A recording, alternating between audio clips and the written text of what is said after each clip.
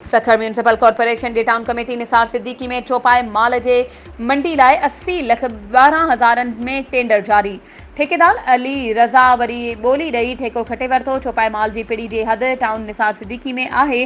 Tender जा अख़्तियार town खे आहिनि। नीलामी कानूनी घुर्जुनि पूरियूं करण खां पोइ कई वई आहे।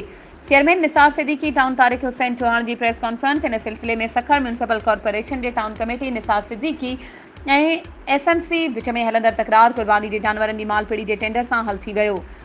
निसार सिद्दीकी टाउन जी इंतज़ामिया कानूनी अख़्तियार ऐं समूरियूं कानूनी घुर्जूं पूरियूं करण खां पोइ टैक्सेशन ब्रांच में खुलियल नीलामी जे सिलसिले में 2024 जी मालपिड़ीअ जे ओपन नीलामी कई। अली रज़ा सभ खां वधीक वॉक 80,12,000 ॾेई ठेको पंहिंजे नाले कयो। बाद में chairman town committee Nisar Siddiqui Tariq Hussain Chauhan, vice chairman Zulfiqar Ali Khoso, XEN Nasibullah जोमकी, taxation officer Gulzar, taxation officer Saeed Ahmed Mahar सां प्रेस कॉन्फ्रेंस कंदे चयो त मालपिड़ी मां थींदड़ आमदन टाउन जे तरक़ियाती कमनि में ख़र्च कया वेंदा। असांजो कंहिं सां को बि तकरार नाहे। असां जेको बि कमु कयो इहो मकानी इदारनि जी तरमीम थियल कानून तहत कयो आहे।